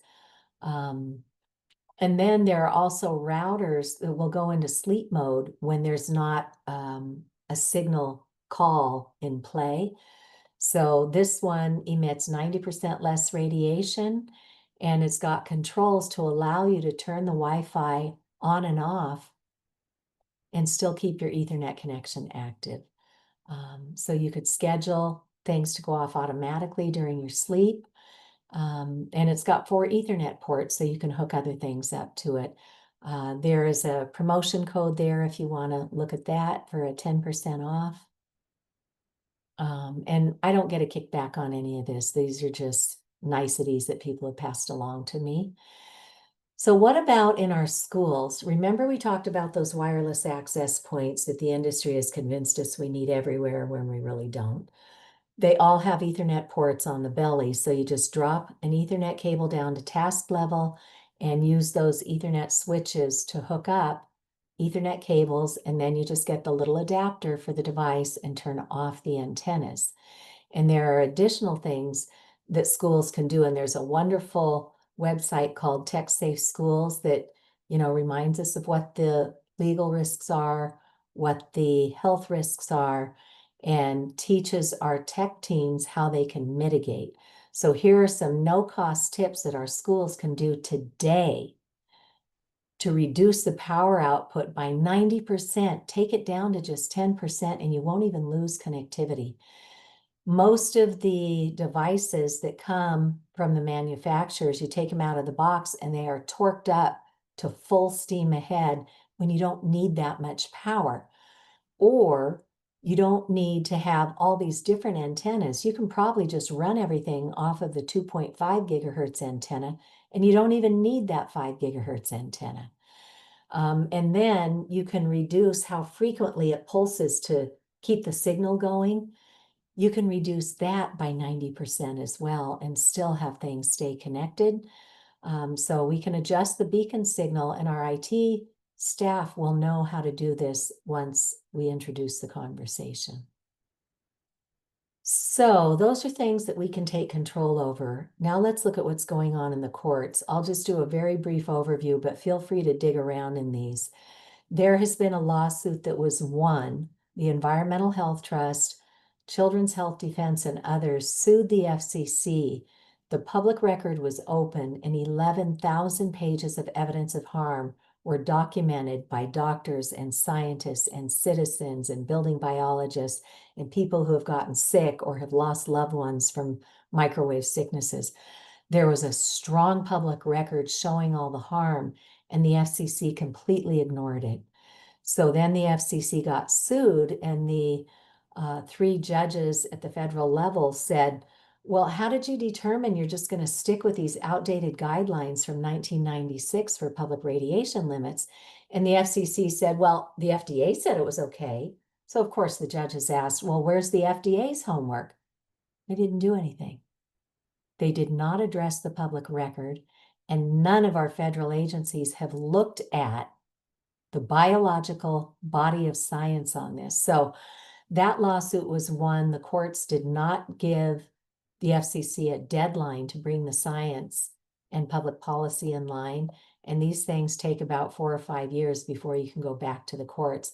We are at that juncture right now, and Children's Health Defense and the Environmental Health Trust are filing briefs again with the courts. So, but again, industry just drags this out, and the FCC drags this out because they're a captured agency.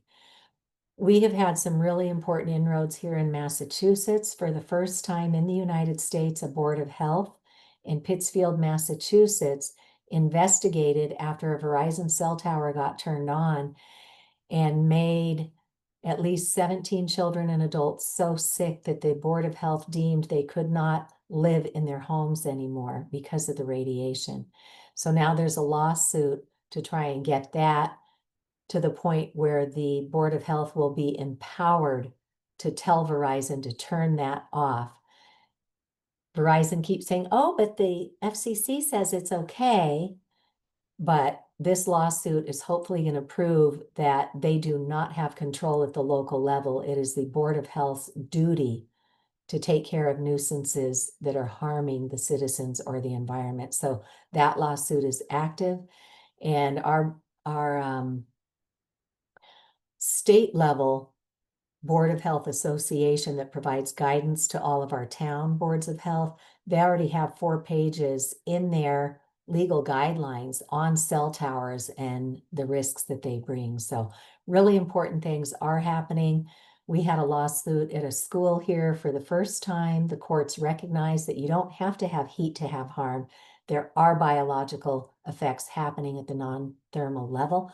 So all these court cases build off of one another, but there are things happening all over the world in the courts. So you can look at that if you're interested. And then leading policy solutions. So I mentioned in my opening remarks that we've had dozens of bills in Massachusetts. We have 6 currently here in Massachusetts, and we are finally getting some attention on this at the federal level. When the president put out his executive order and formed the Make America Healthy Commission, Now they have a strategy to make America's children healthy again. And one of the standalone areas in that is to address the wireless radiation issue. This is the first time in our history as a country that at the federal level, it is now mandated to look at radio frequency radiation and the health impacts. And again, they are working really hard at Health and Human Services to try and address all the various environmental pollutants. So this is going to take some time. So we can't sit back and wait for these things to happen. We need to learn and take control of what we can take control. And our wonderful co-host tonight, Deb Hodgdon, who gave opening remarks, she was the impetus for this first law in the country that was passed to answer these very pointed questions. Why have Lloyd's of London, Swiss Re, AM Best, and others long since recognized this radio frequency is a world-leading risk? And they put exclusions in their policies. So our towns, our schools can be left holding the bag on damages because their insurance doesn't cover it.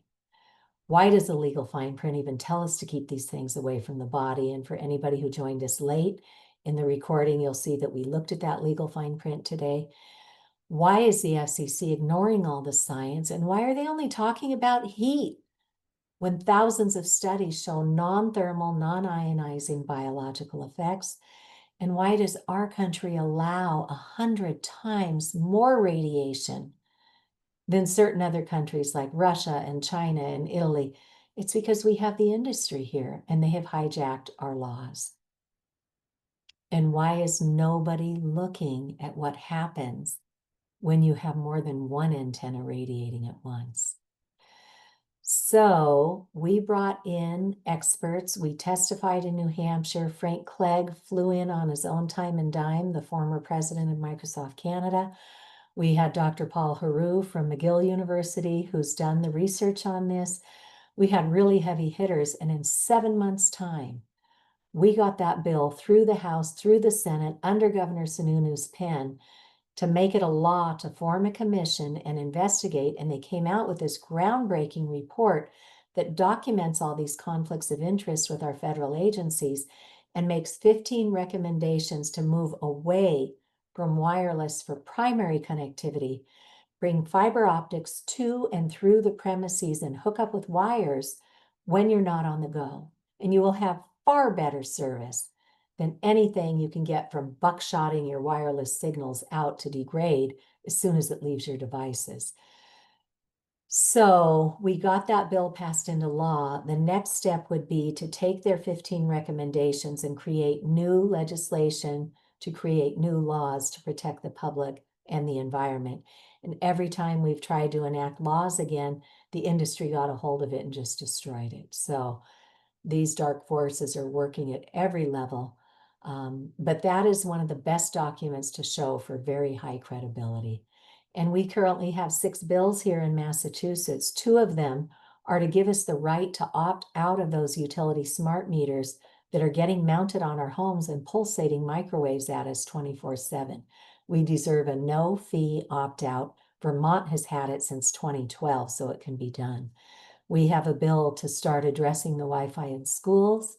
We have a bill to form a commission like New Hampshire did and take this big old ball of wax up and figure this out.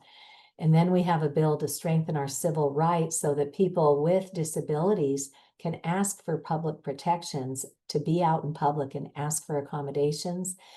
And then lastly, we have a bill that will recognize electromagnetic sensitivities and add it to our state database of diseases, so doctors and boards of health can report cases. And once we have better data, we can construct better public policy. So we're working on all of that, and we will send out alerts when there are action items that we can all act on at the federal level or the state level.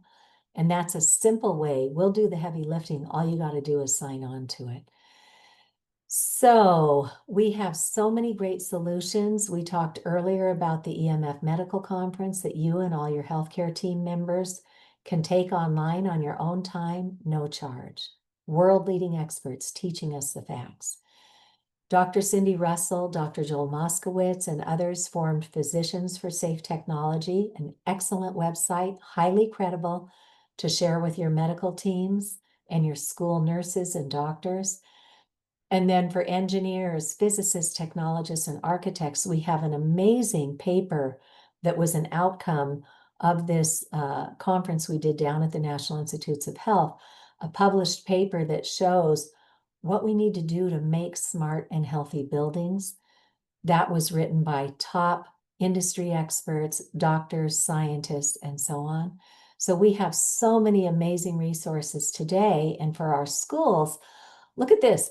The New York Times did a 3-part expose a few years back on what Silicon Valley executives are doing with their children.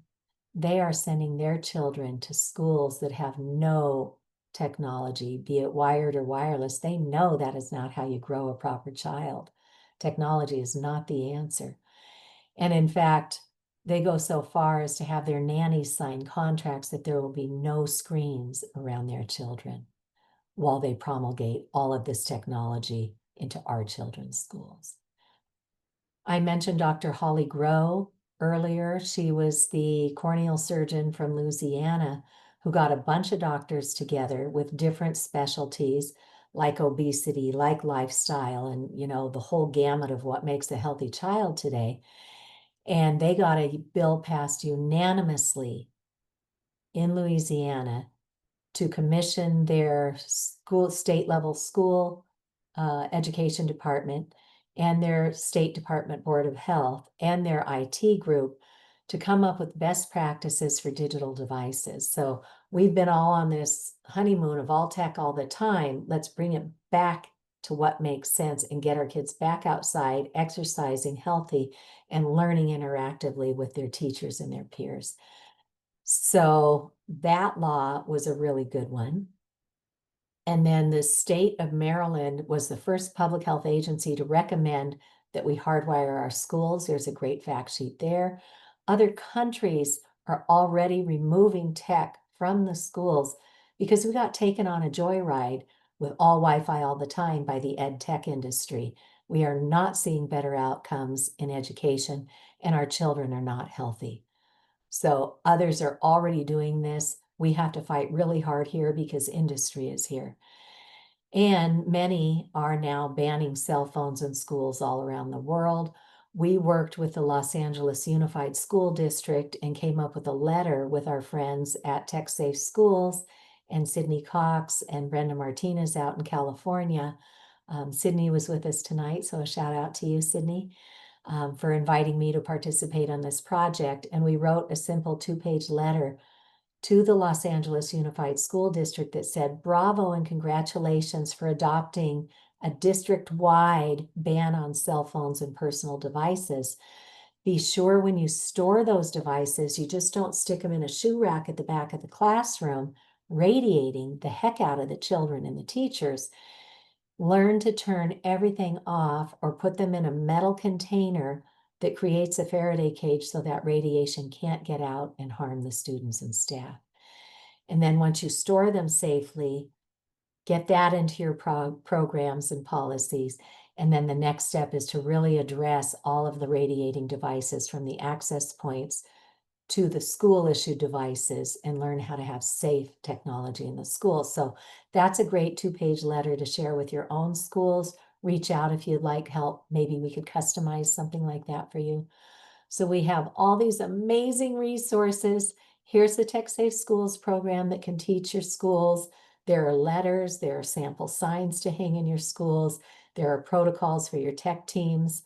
The Massachusetts Breast Cancer Coalition has already developed prevention curriculum at the appropriate levels for kindergarten through 12th grade. So that curriculum already exists. Dr. Alexia McKnight is a radiologist, and she's a veterinarian radiologist, and she and I were brought into her schools for a professional development day, and we gave 4 presentations that day to different groups of teachers and administrators. So we have all this material already developed, and we'd be delighted to come in and help your schools. And there's our online training course. We can literally train your entire school district in about an hour online, your entire municipality, your entire workforce, your families, your friends. This course is available right now, low cost. It's like $15. We will do bulk sales. We just want people to be equipped with the right information to take the steps. So what are the next steps? Let's keep learning, because we know that this is like drinking water out of a fire hose and it's too much to absorb at once. So keep coming back. For our part, we promise to do these free webinars every month. We'll have updated information every month, so you can always go to the events page at Massachusetts for Safe Technology and sign up for the next one, or catch the recording from a previous one. There are 2 really good films out. Have a potluck night, right? Have a couple of them. Invite everybody over, bring a dish, sit down with your friends, sit down with the parents of the other kids that your kids hang out with, and watch these films. The Social Dilemma was created by the folks in Silicon Valley who invented social media. This is out on Netflix, and they're basically saying turn around and run the other way. Social media has not turned out to be what they intended. It's gotten hijacked, and it is creating political division. It's manipulating people. It's causing digital addiction. They're developing apps that are mindfully addicting people to their screens. So stop using it. I watched that with my college-age daughter, and she was blown away going, wow, Mom, these are the guys who created Netflix and who created, MySpace and Facebook and Instagram and X, all of it saying, get away from it. And then for the wireless radiation issue, there's this award-winning film called Generation Zapped, which is really good. Even adolescents can watch that with you. But it is with the scientists and the doctors who understand what this is doing to us. And it was released in 2018. It is now part of all of our library subscription services with Canopy and Hoopla. So you can just download it and watch it at home on your own time with your friends and loved ones. And then I created this fact sheet called EMF Points of Confusion versus Fact, because when we start talking about this, people are like, yeah, but the FCC says it's fine. Well, here's what you say. Here are the facts to back up that it's not fine.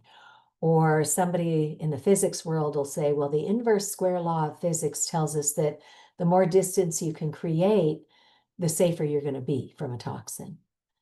Well, yeah, but if you've got a sniper up on a building, his gun is still going to get you indoors. It's the same thing with a cell tower out there. That radiation is still going to get you indoors. So yeah, distance is helpful, but until you can get yourself away from those radiating antennas, you're not going to be safe. So I take it through a lot of the objections that people come up with when you say there's a problem here, and give you a quick and easy way to hand them the facts on this. So you're welcome to print that out. It's also on my resources page at Massachusetts for Safe Technology. So then maybe one of these first steps is to try a tech Sabbath. Let's talk about it with our loved ones. And I want to give a shout out to our colleague, Marianne Tierney, who's not only a career psych nurse, but she also holds a master's in public health.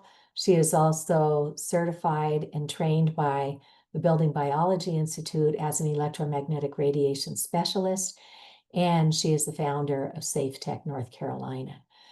She has a nice protocol to engage your loved ones, let them know that you're planning to unplug and why, show them the science and stuff, and then brainstorm together to get buy-in on when we're going to unplug, from when to when, and what we're going to do during that grace period to step away from technology. Plan hikes, games, craft projects, cook together, or plan what you're going to order ahead of time if you want to get takeout, so you don't have to pick up your phone and look at a menu. Do all that in advance, right? And then just enjoy your downtime and learn what it is to meaningful reconnect with one another. But for today, let's aim for what the Centers for Disease Control and the European Parliament call the ALARA principle. Let's aim for as low as reasonably achievable with radiation exposures. You can find these guidelines on the CDC's website, And they use a three-pronged approach. Spend as little time radiating yourself as you can, create as much distance as you can, and if you can't get away from it, shield. And you should really work with a professional if you're going to shield, because building biologists can teach you how to do that properly. There's some pretty big risks there. But just start noticing what is radiating around you. What are your tech habits? And then start with baby steps. Be gentle. Don't be like the newly baptized where you drive everybody in your life crazy with this, but just be gentle and lead by example and create that sleep sanctuary so your body can repair. And the Building Biology Institute has a lovely fact sheet on how to create that sleep sanctuary. And then make your way to plugging in. Get your Ethernet cables, get your little switch box, plug in all your devices with your adapters, and then turn off the antennas. Choose airplane mode on and make sure that your Bluetooth and your Wi-Fi in your settings say off. Because if they just say not connected or on, they're still pulsing that radiation, even though you might be in airplane mode. Those antennas still need to be controlled and turned off. So here's a list of practical resources. Our colleague up in Canada, Dr. Carrie Crofton, has a lovely book with a tech wellness plan in it called Less Screen, More Green. The Environmental Health Trust has a ton of fact sheets and flyers and stuff that you can use. The Phone Free Schools movement has a toolkit for schools to really start dialing it back. Screen Strong is another one that's trying to get the cell phones and stuff out. And then the Building Biology Institute has a lot of really great fact sheets and resources. And you can also hire a professional to work with you as you learn how to mitigate. LessEMF.com has some of the devices that we spoke of for, like the hollow tube headset, some of the shielding materials. And then Safe Living Technologies is a very reputable company. Rob Metzinger founded that. He's also one of the instructors at the Building Biology Institute. He's an engineer, and they're the ones who make the meter that I bought, the Safe Living Technologies Safe and Sound Pro 2. And they have other shielding materials and stuff too, but these guys are really good. So, and there are others out there, but I just worked with these guys and they're good. So thank you for tuning in this long. We know it was a lot to cover. And that's why we say, come back every month. We're going to do these free webinars. Bring your questions. We're starting a pilot program called Safe Tech for Schools. And we've got a Facebook page out there that, with great thanks to Shelley Wright, who's also been with us tonight. She is the founder of Canadian Educators for Safe Technology. And she let us use this Safe Tech Schools Facebook page. So as we educate the families and parents around us through potluck dinners and watching Generation Zap together, or holding forums in our community, maybe at the library, we do a community screening of the film Generation Zapped. As we get our community aware and we get parents on board who really want to help protect the kids, then we go to the schools. So we would appreciate it if you want to go out, if you're on Facebook, just like our Safe Tech Schools. And then when we start talking to the schools, that will show them that other parents are concerned about this, and grandparents and citizens. And then here's the Safer Screen Time link. We can train families, work offices, and schools quickly. At the end, you get to print out a handy tip sheet as well as a certificate of completion to show your HR department that the training has been completed. So lots of resources. And I'll stop the screen share now and I will add Deb to the spotlight. Deb, are there any questions that we've seen tonight in the chat? There are not. Okay. If anybody would like to raise their hand, we can take live questions or comments, or if you have an experience you want to share. We've got about 5 minutes left. Hi, I sent it to Cece. I sent a question to Cece. Okay, I've been on here, so I haven't been able to look Yeah. at my email. Do you want to I'm pose sorry. your question now? Yeah. My husband, I'm just so grateful. It's the first time in years he has a question for you, which is just, persistence, right? So, how does one fool the Android phone while on airplane mode to make a call using the wired internet connection? that we use to connect. This application, he tried to connect to a cell phone. I mean, this has been going on for years. He placed an internet cable adapter in the Android phone and cannot get the phone to recognize an internet signal is coming into the phone system. He said Android phones only have an option to make calls over Wi-Fi and not wired internet. If you could please explain more detail, I'd just be very grateful.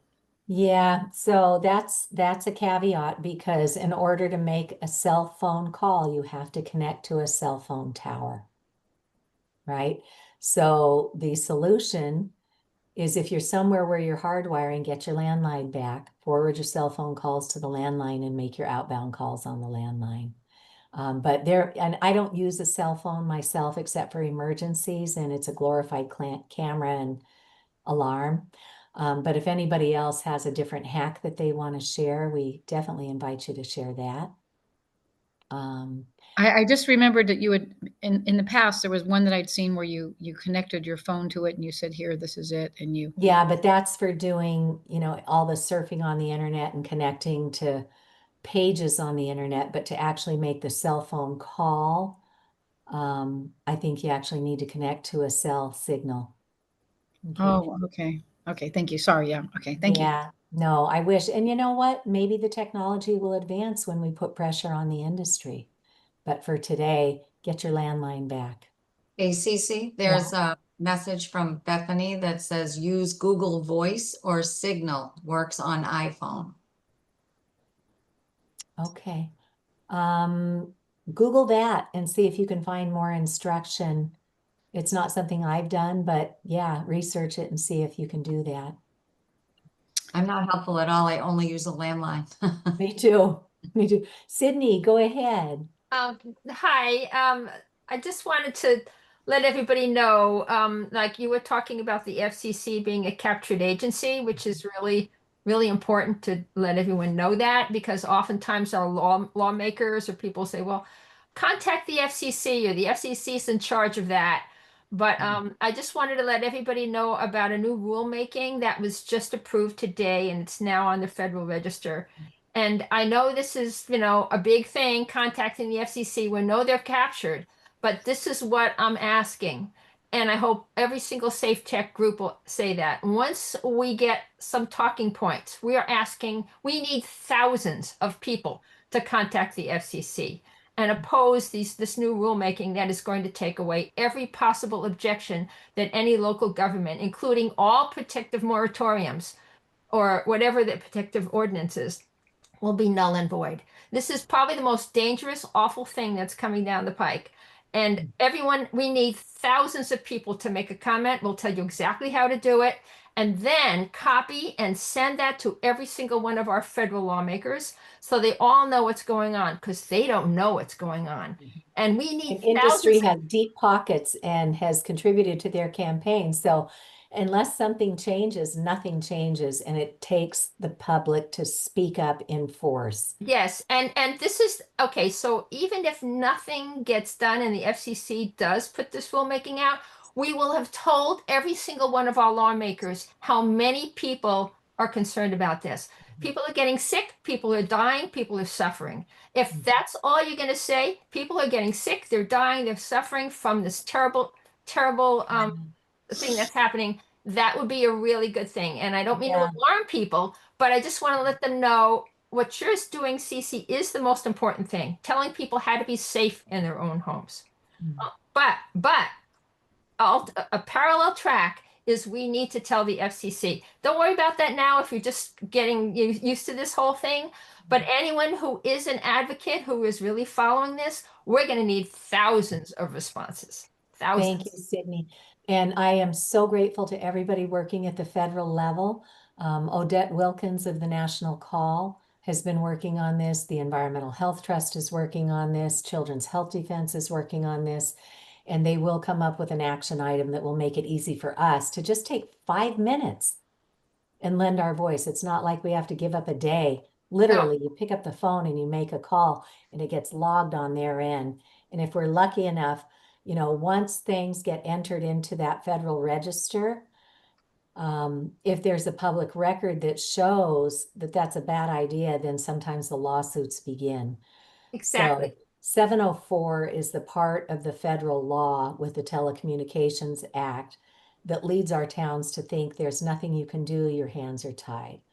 Well, as the attorney who gave the oral arguments in that FCC lawsuit will tell you, Scott McCullough, you may have one finger tied, but you've got 9 other things under current law that you can do to strengthen your local zoning to protect your town. And what Sydney is sharing with us tonight is that the industry is moving swiftly to try and strip our towns of all of those protections. So these guys are going to tee it up for us, but we need to come out of our comfort zone and really speak up and just 5 minutes, take the time and get our voices out there. So, We'll make it so easy for everyone. We're going to make it so easy. yeah. So don't worry. But thank you, Sydney. Thank you Yeah. for everything. Sydney has been our co-host for a number of these webinars. She's a retired school teacher out in California, and she has serious skin in the game, and she just keeps showing back up and helping.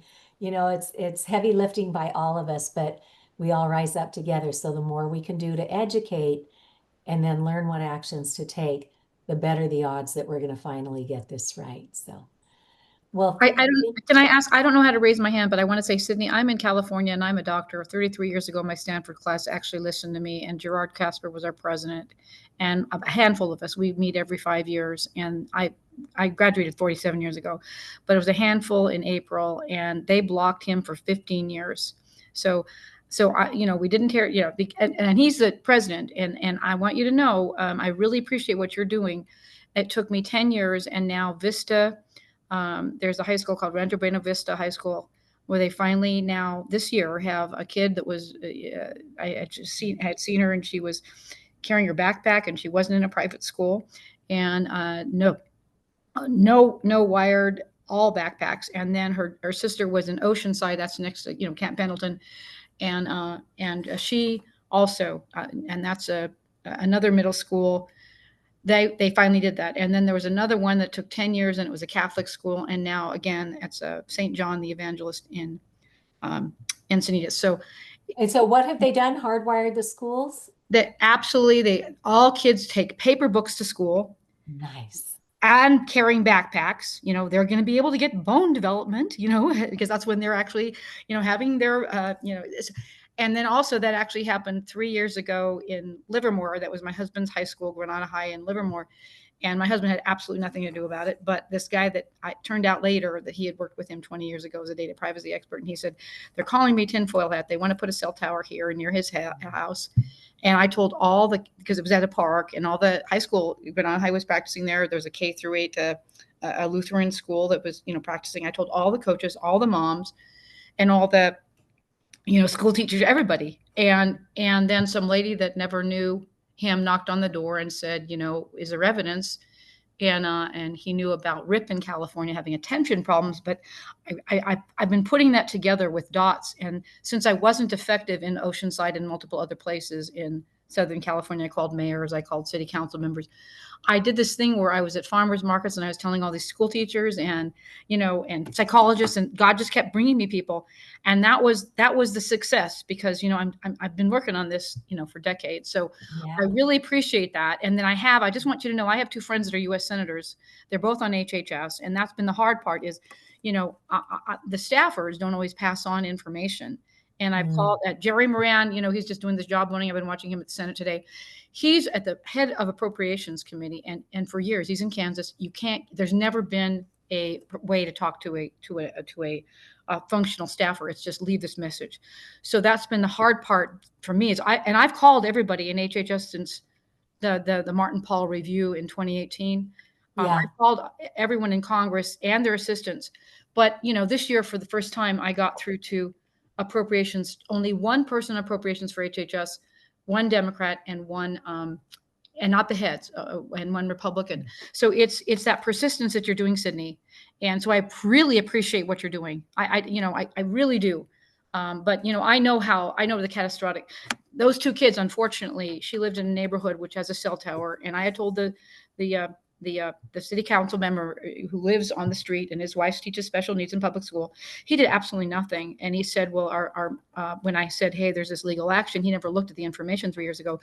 But unfortunately, I didn't realize I've been going to like 5 different states. My husband speaks and I speak, at all these different medical, and he does electrical engineering stuff.